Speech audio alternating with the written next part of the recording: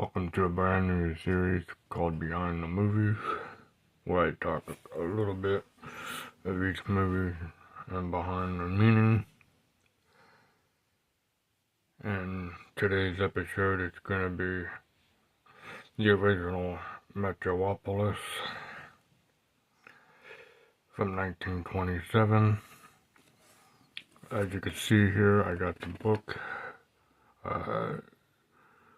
Turner Classic Movies, the sensational 52 movies must see and why they matter.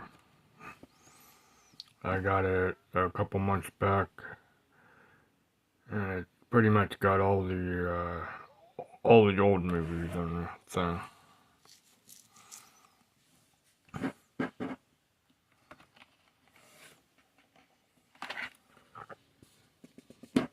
Is that in this series, at some point, we're going to talk about Mr. Smith Goes to Washington, Adam's Ribs, All Quiet on the Western Front, Invention of the Body Snatchers, White Heat, The Graduate, and North by Northwest, and so much more.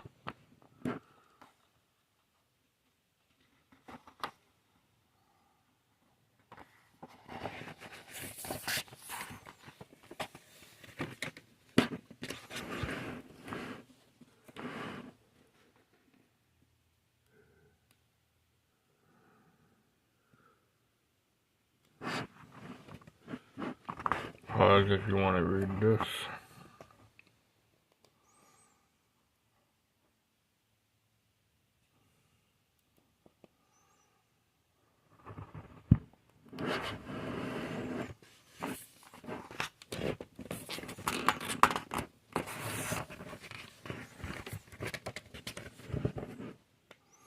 Here's a foreword by Robert Osborne.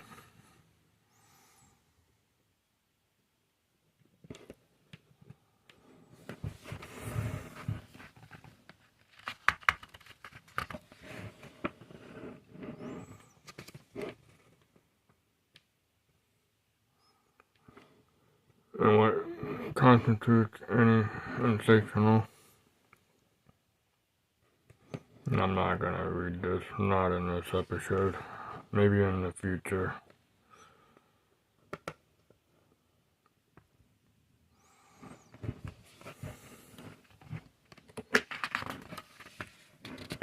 But I do want to talk about this movie.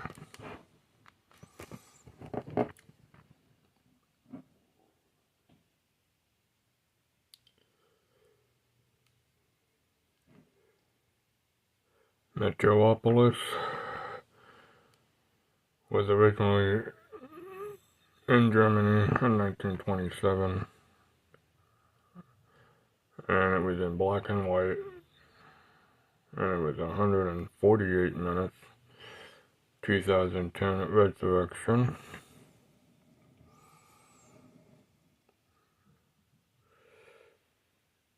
Director Frank Lynn. It was produced by Eric Palmer. Screenplay by Theo von from her novel. And here is the actors. I can't read them because they're all in German.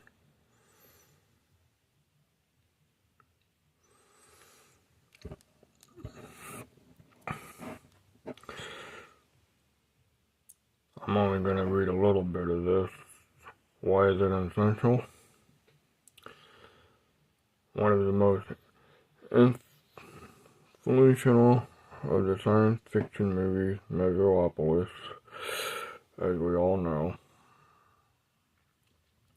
has endured for its design, themes, and groundbreaking special effects. Its version of the urban future opposite expanding and degrading into haves and have-nots, and it is through such as films as Alphaville, 1965, Blade Runner, 1982, The Fifth Element, 1997, Islam, 2013, and several of the Batman entries. Even fashion designers and pop artists have portrayed the look of Metropolis into their works. All that influence has not determined the power of original film itself. Indeed, it remains fresh and modern, especially since a historic resurrection to near original running time.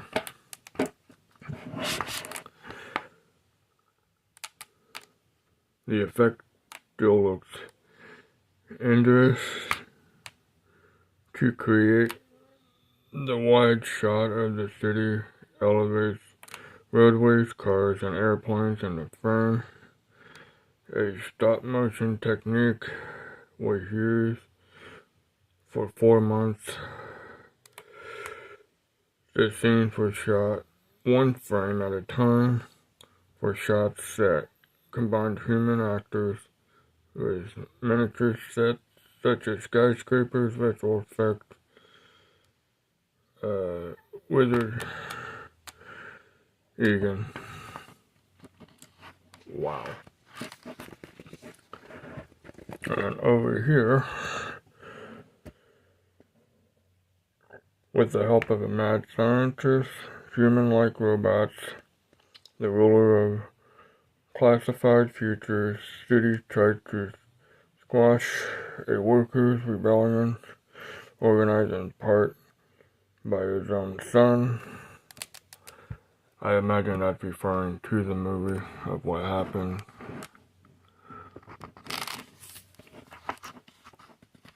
I believe there's more. Oh yeah, there's more.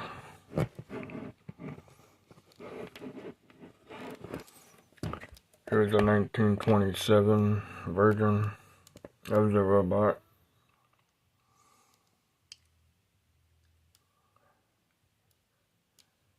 This film was the first, I believe, the first science fiction film ever made. One of the best science fiction films ever made.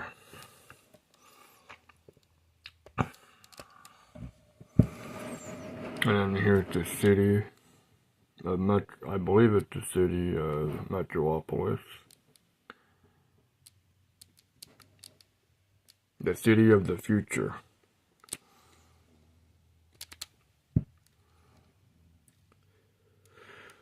Actor Drew Barrymore states, "It is groundbreaking. I think it is profound and has such a poetic message to keep you thinking about the way that the world and life should function and original in every sense of the word."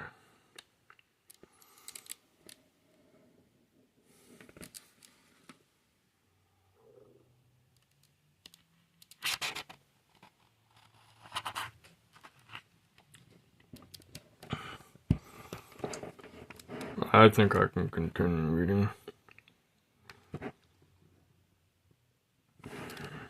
You gotta bear with me on some of these words, though.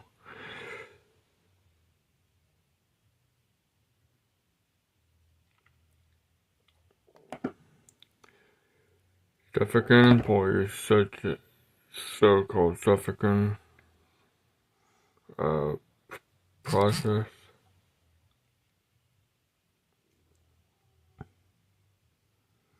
which use mirrors to reflect the set into the frames with the actor Alfred Hitchcock, who was then working on his own films at Germany UFA Studios.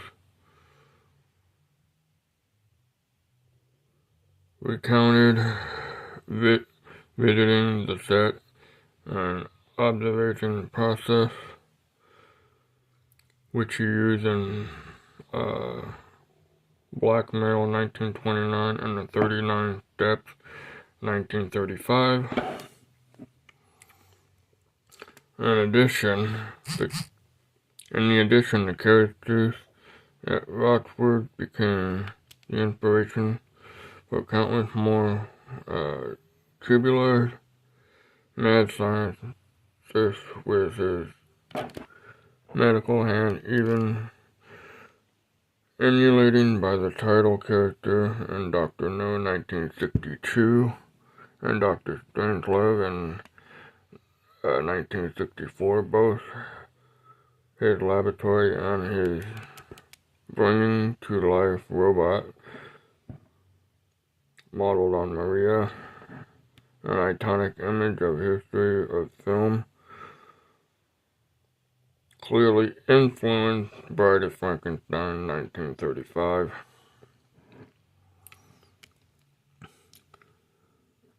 The making of Metropolis was an epic unto itself, with 310 shooting days, 60 shooting nights, and 36,000 extra used for the riot and flood scene. Director Fritz Lang was discombobulated and perfectionist qualities perhaps necessary for the film and scope, but which Lang took to the point of manipulating thousands of extras.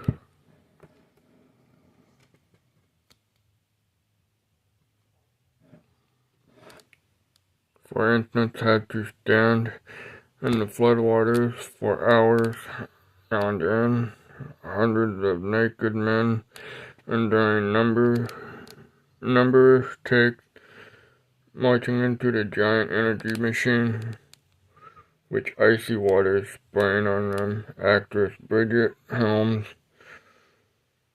who performance as Maria in the legendary science fiction, was exposed to real flames, the burning at the stake sequence, and her dress caught on fire. This is all stuff we didn't know.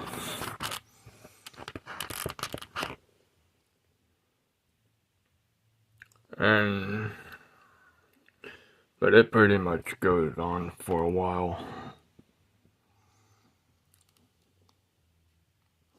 I've never seen the film. I've heard about it in different apps or people talking about it.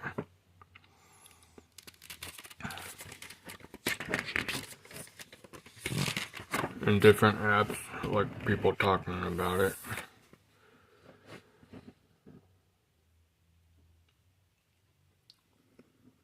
So basically, this film is like basically the first science fiction film that I know of, and it paved the way for a lot of these films that are made nowadays.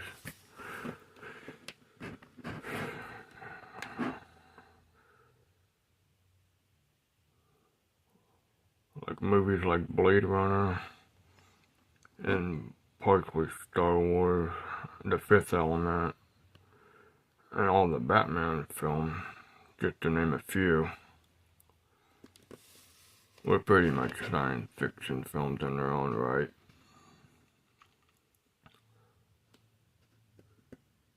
Just recently, last year, they remade this film.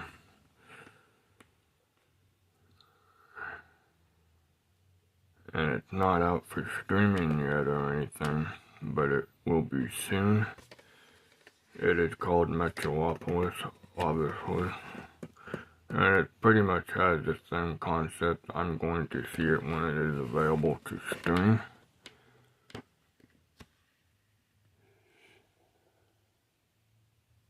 So this is the new series so far, and I hope you guys are enjoying the new series.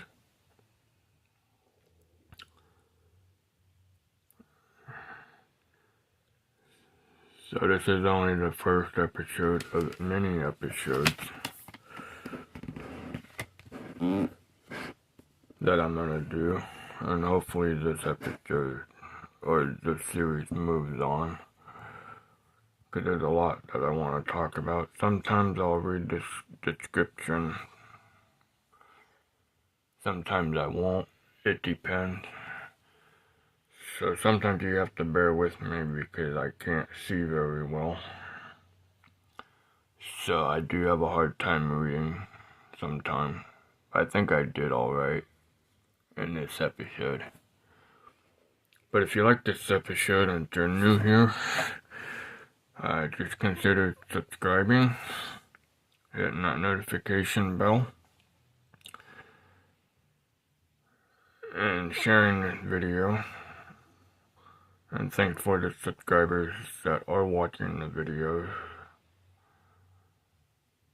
And just FYI, I'll be posting these videos every Tuesday at 7 p.m. Sometime sooner, but I'll let you know.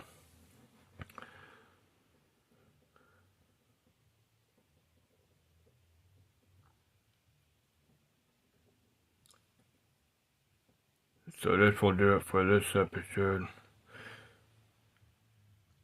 And Metropolis, the original one, the 1927 version of this film, is available on Tubi, and it is available on the MGM app, I believe, because it is an MGM film, the original one. And by the way, this film was filmed in partially Germany.